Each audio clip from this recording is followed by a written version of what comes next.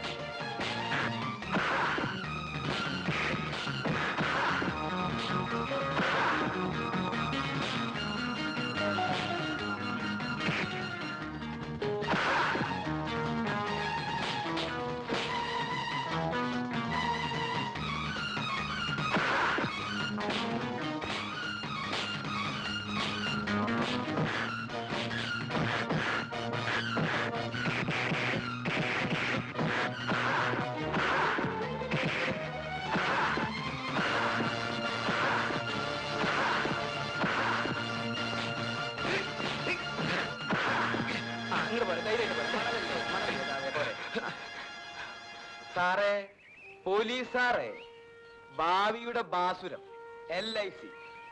ഞാൻ എത്രയോ പ്രാവശ്യം പറഞ്ഞതാ ഒരു പോളിസി എടുക്കുന്നു. എങ്കിൽ ഇപ്പോ ഈ ആപത്ത് ഘട്ടത്തിൽ അത് ഉപകരിക്കുമായിരുന്നു. ഒരു പോളിസി എടുക്ക് സാറേ. താങ്കൾ പോകുന്നുണ്ടോ? എന്നാ അങ്ങോട്ട് ചെല്ല്. ഇയാൾക്കൊക്കെ ധൈര്യമായിട്ട് എടുക്കാവുന്നതാ. കയ്യിലിരിപ്പ് അതല്ലേ. ഞാനിപ്പോ പറയാന്നല്ലാണ്ട് വേറെ എന്താ ചെയ്യാൻ പറ്റുക? പോലീസുകാരനുമായിട്ട് വഴക്കുണ്ടാക്കിയത് ശരിയായില്ലെങ്കിലും കാര്യങ്ങളൊക്കെ നേർവഴിക്ക് കൊണ്ടുവരാൻ അത് സഹായിച്ചു എന്നാ എന്റെ അഭിപ്രായം. സാറാമ്മയ്ക്ക് എന്ത് തോന്നുന്നു?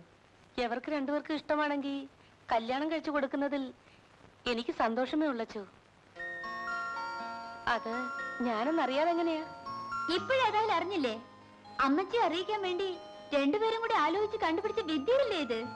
പാവം പോലീസുകാരനെ അടിച്ച് പഞ്ചറാക്കി. പോളിയിടുന്നു. ഏതായാലും സണ്ണിയും ലീലാമ്മയുള്ള വിവാഹത്തിന് എല്ലാവരും അനുകൂലമാണ്. ഇനി ലീലാമ്മയുടെ വീട്ടുകാരുടെ അഭിപ്രായം കൂടെ അറിയാനുള്ളൂ.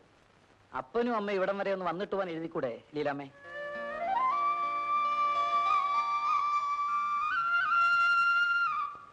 ബുദ്ധിമുട്ടാണെങ്കിൽ ഞാൻ എഴുതാം. അഡ്രസ് തന്നാ മതി.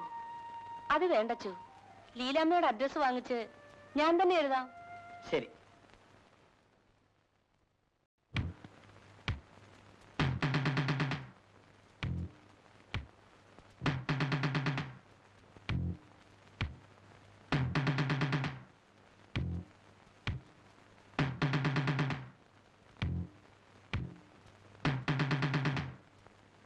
ആരാ?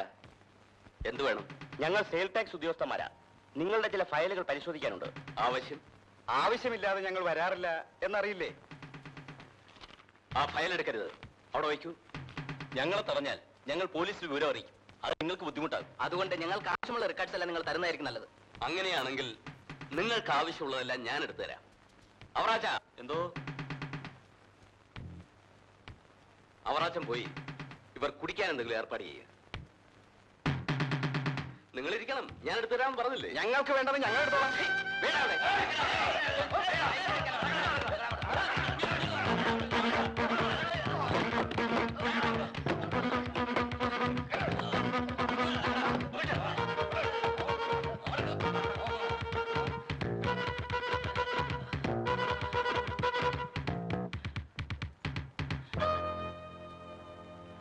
നിനക്കൊക്കെ എന്റെ ഫയൽ പരിശോധിക്കണം അല്ലടാ? ഇതിനകത്ത് കിടന്ന് പരിശോധിക്ക്. ദൈവം ഇറങ്ങി വന്നാൽ പോലും നിനക്കൊന്നും രക്ഷപ്പെടാനാവില്ല. പച്ചവെള്ളം പോലും കൊടുത്തു പോരുത്. അറിയാം.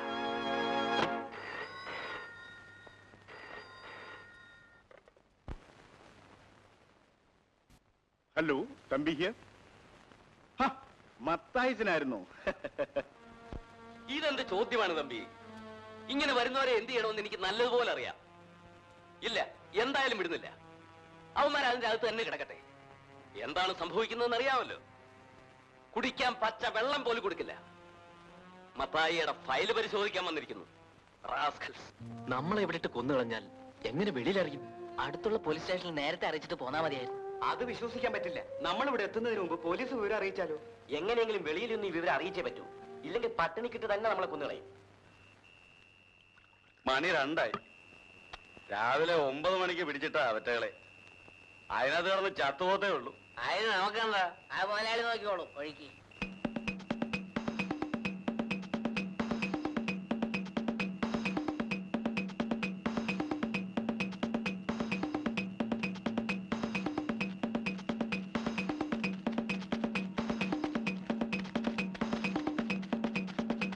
മത്തായി മുതലാളി എന്ന് പറഞ്ഞ ആരാണെന്ന് നിങ്ങൾ ധരിച്ചു വെച്ചിരിക്കുന്നത്? അദ്ദേഹത്തിന്റെ വീട്ടിൽ ഒരു പരിശോധനയ്ക്ക് പോകാൻ നിങ്ങൾക്ക് എങ്ങനെ ധൈര്യം വന്നു മിസ്റ്റർ? അദ്ദേഹത്തിന്റെ സ്വാധീന ശക്തി നിങ്ങൾക്കറിയാം. ഇതൊന്നും ഞങ്ങളുടെ ഡ്യൂട്ടിയെ ബാധിക്കുന്ന കാര്യമല്ല. ഈ വക കാര്യങ്ങളൊക്കെ നിങ്ങൾക്ക് ഞാൻ പറയണോ? എന്നിട്ടിപ്പോൾ ഡ്യൂട്ടി നിർവഹിക്കാൻ പോയിട്ട് എങ്ങനെ ഇരിക്കുന്നു? പരിശോധനയ്ക്ക് വരുന്നതിന് മുമ്പ് ഞങ്ങളെ കൂടെ അറിയിച്ചിരുന്നെങ്കിൽ ഈ വക ബുദ്ധിമുട്ടുകളൊക്കെ ഉണ്ടാകുമായിരുന്നോ? അതൊക്കെ നമുക്ക് പിന്നീട് സംസാരിക്കാം. ഞാൻ പ്രാണൻ പണയം വെച്ച് വെളിയിൽ ചാടി പോന്നിരിക്കുകയാണ്.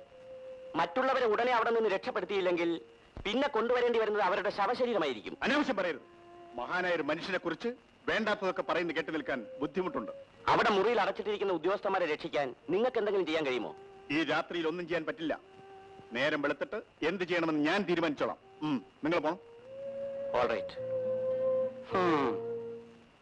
ഹലോ, DSP അല്ലേ? ഞാൻ മനോഹാരിത പത്രത്തിന്റെ ചീഫ് എഡിറ്റർ ജെയിംസ് മാത്യു.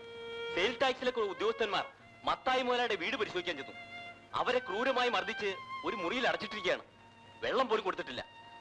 അവരെ അവിടെ നിന്ന് രക്ഷിച്ച് വെളിയിൽ കൊണ്ടുവരാൻ വേണ്ട ഉടനെ ചെയ്യണം. എന്തിനാ ഇപ്പൊ അവർ വിടുന്നത്? എന്താ കാര്യം? എന്താ അത് പറ.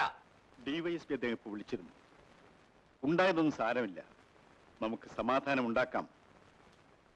ഇനി അവരവിടെ അടച്ചുപൂട്ടിയിടുന്നത് ശരിയല്ല. ഉടനെ തുറന്നു വിട്ടേക്ക്. അതൊന്നും സാരമില്ല, പൊയ്ക്കോട്ടെ. വിട്ടുകള. അറിയാതെ വന്ന് കയറിയതല്ലേ സാധുക്കൾ. മനോഹാരിത കൃത്യനിർവഹണത്തിന് 11 സെയിൽ ടാക്സ് ഉദ്യോഗസ്ഥന്മാരെ പച്ചവെള്ളം പോലും കൊടുക്കാതെ 24 മണിക്കൂർ നേരം മുറിയിൽ പൂട്ടിയിട്ട് ചൂടുള്ള വാർത്തകൾ ചാറ്റി പത്രം വായിക്കണം. ചാറ്റി ചൂടുള്ള വാർത്തകൾ. കൃത്യനിർവഹണത്തിന് 11 സെയിൽ ടാക്സ് ഉദ്യോഗസ്ഥന്മാരെ പച്ചവെള്ളം പോലും കൊടുക്കാതെ 24 മണിക്കൂർ നേരം മുറിയിൽ പൂട്ടിയിട്ട് ചൂടുള്ള വാർത്തകൾ. മനോഹാരിത. നിങ്ങൾ എന്തൊക്കെ മത്തായി കാണിച്ചു കൂട്ടിയത്? കുറച്ചുകൂടി ബുദ്ധിപൂർവ്വം പ്രവർത്തിക്കണ്ടേ? അതൊക്കെ ശരി. ഇപ്പൊ കാര്യമായി കുഴഞ്ഞിരിക്കുകയാണ്. പ്രതിപക്ഷവും പത്രക്കാരും ഒക്കെ എന്തെങ്കിലും ഒന്ന് കിട്ടാൻ വേണ്ടി കാത്തിരിക്കുകയല്ലേ? പോരാത്തതിന് ഉദ്യോഗസ്ഥന്മാർ പണിമുടക്ക് നോട്ടീസ് തരാൻ പോണെന്ന് കേട്ടു. അതിനൊന്നും എനിക്കൊരു പേടിയുമില്ല. ഇതുപോലെ എത്ര പ്രാവശ്യം ഉരുണ്ടുകൂടിയതാ. എല്ലാം ഞാൻ പൊട്ടിച്ചെടുത്തില്ലേ. ഇതിന് ഞാൻ വഴി കണ്ടിട്ടുണ്ട്.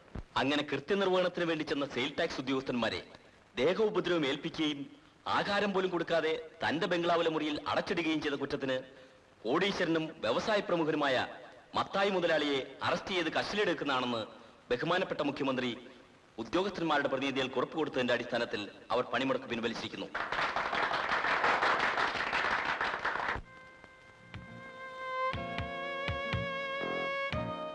മജിസ്ട്രേറ്റിനെ നീ കണ്ടില്ലല്ലോ.